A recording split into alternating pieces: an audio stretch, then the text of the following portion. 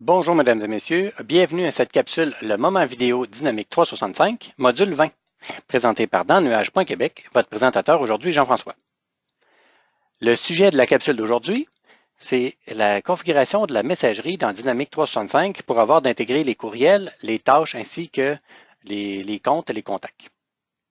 Cette capsule s'adresse aux administrateurs Dynamique 365.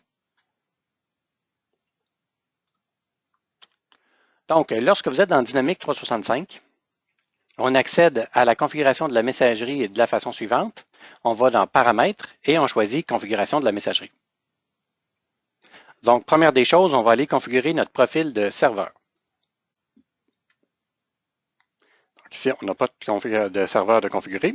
On a la possibilité d'aller configurer un serveur qui serait local dans l'entreprise, un serveur Exchange Online, Office 365 ou encore un service externe genre Outlook, Gmail ou autre service de messagerie en POP3. Donc, allons configurer un serveur Exchange Online. Donc, on doit ici entrer le nom de notre configuration.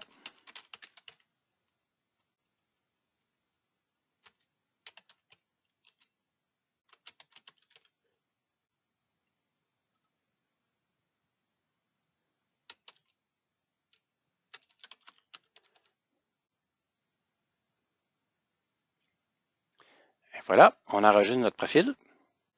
Ici, comme on est sur Office 365 et notre Dynamique 365 vient s'intégrer à Office 365, l'intégration est quand même très facile. Les enregistrements se font automatiquement. C'est l'intégration la plus facile à faire. Donc, maintenant, c'est notre configuration de profil par défaut. Maintenant, notre serveur est activé, est enregistré. Notre profil, en fait, est créé et est activé. On vient ici sortir. On retourne sur la configuration de la messagerie. Maintenant, ici, on va définir notre paramètre de configuration de messagerie. Ici, on va venir qu'on utilise notre serveur Exchange. Donc, il est là rentré par défaut parce qu'on vient de le rentrer. Donc, la synchronisation des courriels se fait côté serveur. Les courriels entrants sortants se font côté serveur. Et c'est mon serveur Exchange Online qui est utilisé. Par défaut, ici, on utilise le client Microsoft Dynamics 365 pour Outlook. Donc, si vous n'avez pas ce client d'installer, la synchronisation ne se fera pas. Il faut déterminer aussi comment on vient intégrer le suivi des courriels. Vous avez le choix d'utiliser des jetons de suivi qui vont ajouter l'acronyme CRM en avant de tous les courriels avec des chiffres, comme on voit ici. Je conseille plutôt d'utiliser la correspondance active,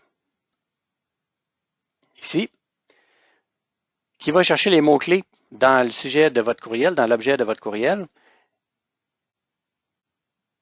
pour faire le suivi des courriels. Donc, on a aussi suivre les courriers électroniques envoyés entre utilisateurs comme deux activités. On a aussi ici des options au niveau des formulaires de courrier électronique. Est-ce qu'on veut ajouter des champs, ainsi de suite? Enlevez ça ici par défaut, ça va vous éviter des problèmes inutiles. La taille maximum, la limite pour les pièces jointes qui sont autorisées par l'envoi de courriel avec Dynamics 365, on peut venir la configurer ici et l'ajouter. Donc, ça ici, c'est les paramètres qu'on va pouvoir venir appliquer à tous les utilisateurs. Donc, on fait ici OK. Maintenant, allons configurer notre boîte de messagerie.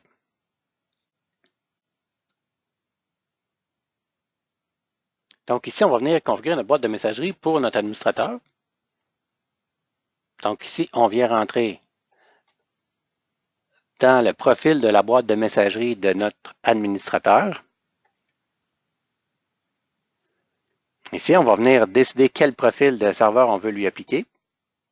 Si on était venu appliquer les paramètres de courrier électronique par défaut, il serait venu lui appliquer. Et voilà. Maintenant, il faut approuver l'adresse de messagerie. On approuve. Et on vient tester et activer les boîtes roulettes.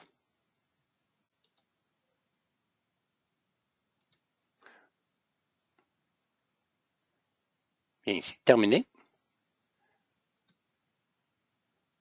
Donc, on voit ici que nos tests sont en cours d'exécution. Lorsqu'on a appliqué nos paramètres, on voit ici que le profil de serveur qui a été choisi, c'est le profil de serveur Exchange Online. Et pour utiliser les rendez-vous ici, c'est le client Microsoft Dynamics 365 pour Outlook. En tant qu'administrateur, vous pouvez venir aussi déployer le client léger à vos utilisateurs. On ne verra pas aujourd'hui le client lui-même, mais allons changer notre configuration pour utiliser notre client ici, qui se trouve être le client côté serveur qui va venir déployer notre client Dynamics 365 App pour Outlook, qui se trouve être un complément qui vient s'intégrer à même le serveur Exchange. Ça demande beaucoup moins de configuration sur les postes utilisateurs. Il y a un peu moins de fonctions que vous allez pouvoir voir dans notre capsule vidéo qui compare les clients ensemble. Et c'est une configuration que je vous conseille d'utiliser. Toutefois, si vous utilisez une configuration POP3, ce ne sera pas possible d'utiliser le client Dynamics 365 App pour Outlook. Et il va falloir absolument venir ici utiliser le client Dynamics 365 pour Outlook, le client lourd qui vient s'installer local sur les postes. Donc ici, on va venir enregistrer notre changement et on va encore une fois venir tester et activer.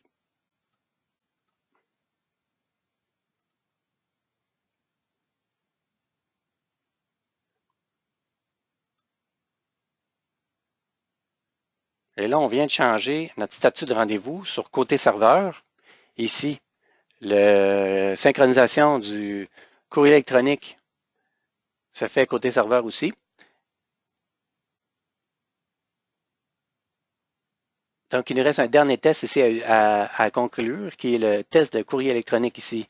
Entrant est fait avec succès, le courrier sortant aussi est fait avec succès. Et il nous reste à avoir le test ici.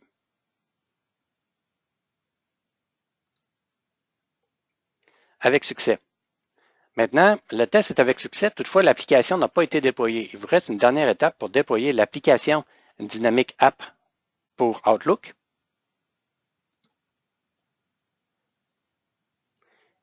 Ici, vous voyez, il n'a pas été ajouté. Donc, on peut choisir de venir l'ajouter manuellement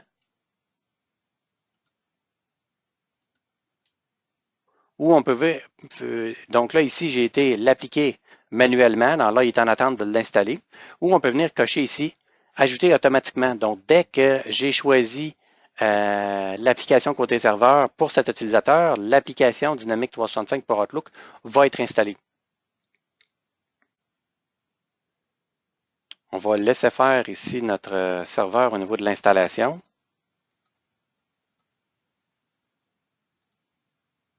Ici, on va retourner au niveau de la configuration de notre messagerie.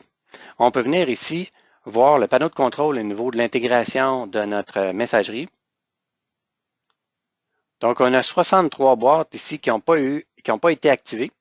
On a une boîte ici qui est activée et qui est fonctionnelle. Et comme on vient juste de démarrer notre configuration, il n'y a pas encore ici d'éléments.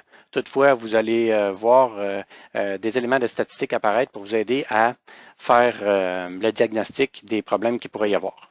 Et vous avez différentes vues aussi qui sont disponibles. Maintenant, si vous avez une autre configuration de serveur de messagerie à faire qui se trouve être une configuration différente de celle de Exchange Online, on n'ira pas dans le détail dans cette démonstration-là aujourd'hui. Toutefois, je vous invite à visiter le site Microsoft TechNet avec le lien ici suivant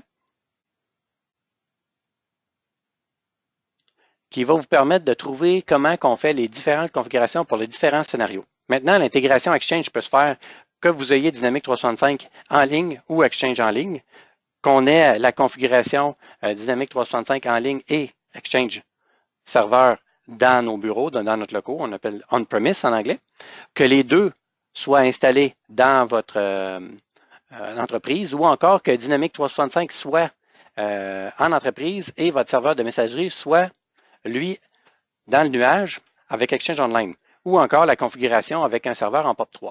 Donc, si vous cliquez ici sur le scénario, vous allez voir ici la procédure qui est en date ici du 28 février 2017.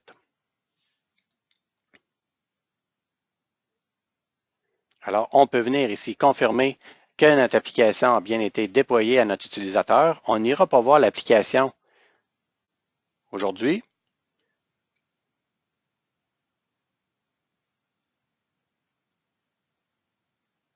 Donc, lorsque l'installation va être complétée, il va être marqué ici « Statut installé » et ça va être en vert.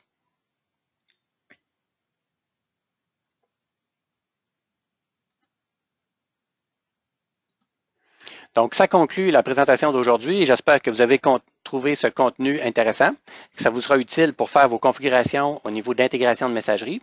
Je vous remercie pour le temps que vous avez pris pour regarder cette capsule. N'hésitez pas à nous contacter pour de la formation privée 1 à 1, pour du développement sur mesure sur Dynamics 365, des suggestions de capsules vidéo, de contenu que vous aimeriez voir. Vous avez des questions, vous nous écrivez à l'adresse dynamique365@danlenuage.québec. Cette présentation était par danlenuage.québec, votre présentateur aujourd'hui, Jean-François. Je vous souhaite une excellente fin de journée et à la prochaine.